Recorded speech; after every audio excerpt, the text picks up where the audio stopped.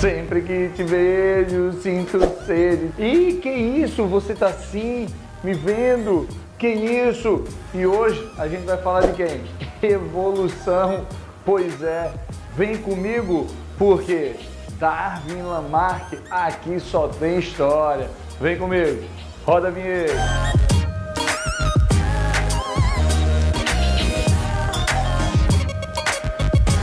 Galera, vamos começar com Lamarck. Lamarck importantíssimo, Darwin também, mas a gente vai tratar de um assunto chamado de evolução. Várias coisinhas se tratam em evolução, como por exemplo as principais teorias que são, a criacionista, a evolucionista, a panspermia, a evolução química.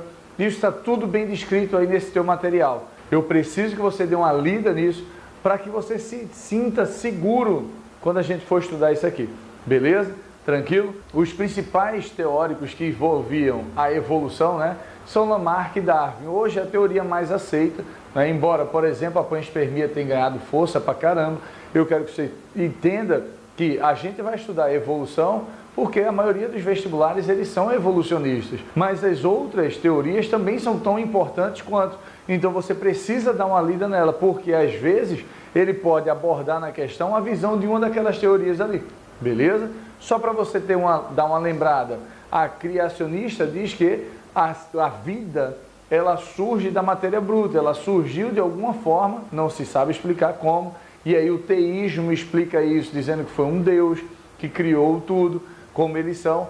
Embora exista essa divergência, a maioria dos livros trazem o teísmo dentro do evolucionismo, ou o conceito de evolucionismo como o teísmo, beleza? Então seria um Deus que deveria ter criado todas as coisas aí. Enquanto que a panspermia diz que tudo começou lá fora. E aí os micro-organismos, bactérias podem ter entrado aqui com meteoros, tal, caiu lá e ficou. E Bill, e por que ela ganha tanta força hoje? Porque cada vez mais o homem consegue ter tecnologia e passar mais tempo fora do espaço, estudando lá fora, conseguir amostras de coisas lá fora. Então, cada vez mais essa teoria tem ganhado força porque as possibilidades de fato, segundo o que a gente conhece como vida, é possível que deve ter havido ou exista vida lá fora. Então, não se bateu o martelo, mas está bem encaminhado o processo. Por isso que é uma das teorias que mais ganha força aí. Mas daquela que a gente vai tratar, que é o evolucionismo, dois carinhas se destacaram, que foi o Lamarck e Darwin. E isso eu quero que você preste bastante atenção. Lamarck, quando ele propôs essa teoria, ele abriu essa discussão, ele chega e diz assim, a lei do uso e desuso e a transmissão das características adquiridas. O que eu quero que você pense é o seguinte, quando Lamarck explica a situação, ele diz o seguinte, quanto mais o indivíduo usa uma determinada estrutura, mais ela desenvolve. E aí você vai se perguntar, mas por que ele falava sobre isso? O que é que tem a ver o cara usar ou não usar? Sempre houve uma questão que era o seguinte, por que os indivíduos se adaptam a essas condições? Como é que os indivíduos se adaptam às condições propostas pelo meio? Lamarck veio para explicar isso justamente com a lei do uso e desuso. Ele disse que, devido à necessidade, a mudança do meio fez com que ele usasse mais ou usasse menos uma determinada estrutura. E aí a característica foi adquirida, sendo transmitida para os seus descendentes, transmitida para a posteridade. Então, Lamarck, quando explica isso, ele é assertivo na seguinte questão. Quando você, por exemplo, se você malha ou se você não malha, você vai para a academia, começa a malhar. Aí fica assim, que isso, Bill? Fica forte. No que você fica forte, você não usou o músculo? Se você usa o músculo, você desenvolve. Se não usa, fica fraquinho, não desenvolve o músculo, não é assim? Então, quanto à lei do uso e desuso, a gente pode considerar até aí, caraca, Lamarck, show, beleza. Mas o erro crucial, transmitir essa característica para o descendente. Como assim? Imagina que eu malho, fique fortão. E aí, tudo bem? Tranquilo com vocês? Meu filho já ia nascer forte? O M dá o peito aí, já ia nascer assim? Lógico que não. Da mesma forma o cara andando de moto, sofreu um acidente, arrancou o braço, ficou cotó. Sem o braço. Não é que tá sem o braço lá. O filho dele já vai nascer sem braço? Não. Então Lamarck deu essa escorregada aí. Bill, então por que a gente estuda Lamarck? Já que está errado. Porque foi o primeiro cara que estudou. Foi um dos primeiros a encabeçar esse conceito aí de evolução. E aí aparece Darwin. Ele tem uma possibilidade absurda que poucos tiveram naquela época, que foi dar a volta ao mundo a bordo de um barco, o Beagle, e ele conseguiu analisar e concluir tudo aquilo que ele já tinha observado em casa no mundo inteiro. Como assim, meu bem? Boa parte do planeta onde ele conseguiu passar. Esse cara, ele já estudava em casa com pombos, e ele criava meio que artificialmente condições para que os animais, no caso os pombos, sofressem mudanças e se adaptassem àquelas condições ali. E ele observou que havia, de alguma forma, uma seleção daqueles indivíduos mais aptos, com características vantajosas. Então, quando ele concluiu isso, ele fez, poxa, será que isso se aplica a todo mundo? Será que se aplica a todas as espécies? E aí ele teve essa oportunidade de dar a volta ao mundo aí. E quando ele chegou lá em Galápagos, o cara ficou louco. Porque em Galápagos ele viu várias ilhazinhas e nessas ilhas ele conseguiu ficar lá por um tempo e estudar bem, porque cada ilha tinha uma característica diferente. Cada ilha apresentava animais com peculiaridades só daquela ilha. Então ele conseguiu observar que naturalmente o ambiente também fez essa seleção. E aí ele volta. Ele chega em casa e diz assim, aqui ó, concluí a parada. Todo mundo lê, caraca, top, top. Publica essa parada, publica. E vai, faz isso, mostra para todo mundo o que tu concluiu, não sei o que. Todo mundo empolgado, vai. Aí Darwin.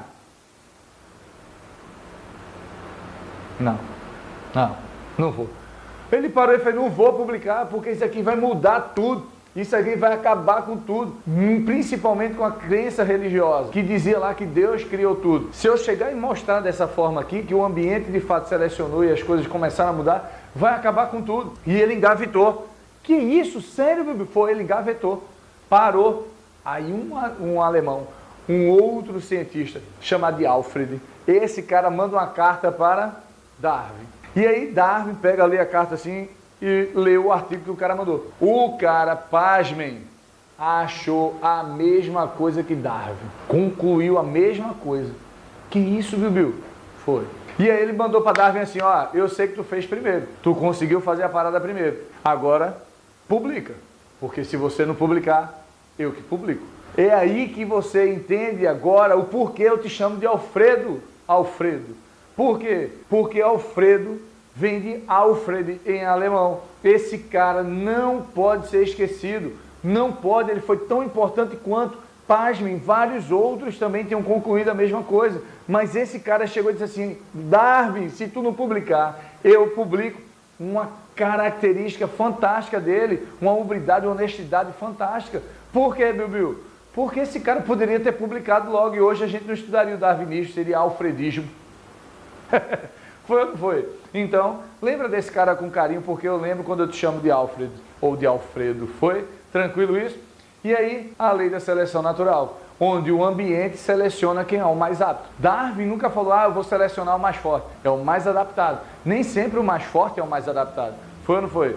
Tranquilo isso? Deu? Bill, e as questões? Vem como? Nas questões, normalmente aborda Darwin. Então, você tem que lembrar que Darwin acredita sim na extinção das espécies, enquanto que Lamarck não. Que isso, Bill? Por quê? Porque Lamarck diz que se a pressão do ambiente ocorrer, o indivíduo vai sofrer mudanças para se adaptar a essa nova condição. Agora, Darwin não. Darwin diz assim, meu amigo, se tu não tiver adaptado, tu vai morrer. Vai ser eliminado. Só vai ficar quem é capacitado. Por isso que tu está aqui comigo. Não perca a cabeça, para tu não ser eliminado. Então, volta para cá. Esse carinha entende da seguinte forma, o exemplo clássico da girafa. A girafa tinha pescoço curto. De repente, essa girafa acabou a comida dela ali. Aí ela olha assim para cima e faz, eita, tem comida ali em cima. Vou esticar o pescoço. Ela, ó. Só que não consegue pegar mais em cima. A filhinha dela nasceu já com o pescoço um pouquinho maior. Aí a filha, ó, mais um pouquinho. Aí o neto. E assim foi até a girafa ficar com o pescoço que está hoje. Imagina, eu fico me pensando, se hoje só existissem as sequoias, 150 metros de altura, 120 metros, qual seria o tamanho do pescoço dessa girafa? Deu para tu entender a parada? Foi ou não foi? Então, tá aí a explicação segundo Lamarck. E segundo Darwin? Darwin dizia assim, ó, ei, não, é porque tinha espécie de pescoço curto e espécie de pescoço longo. A de pescoço longo comia em cima e embaixo, mais adaptada. De pescoço curto só comia embaixo. Acabou a comida embaixo, filho. Deu ruim para ela. Foi ou não foi? E aí, foi eliminado. A mesma coisa a questão do peixe cego, que existe em algumas cavernas. E dá sempre para a gente explicar com os dois. Dá sempre.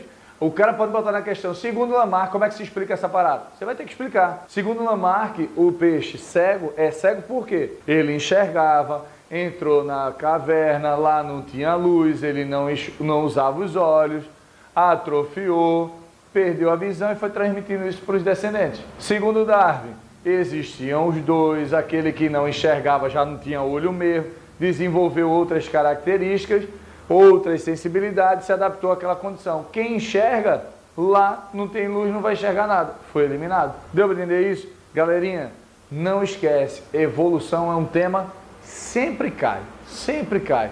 Ela vai cair toda vez. Então, por favor, dá uma atenção nessa aula, pega esse material que está lindo, feito com o maior carinho para você. Por favor, lê ele, faz essas questões e até a próxima. Porque o meu coração já está cheio de saudade, que eu só vou te ver daqui a pouco, na próxima aula. Beijo, até a próxima.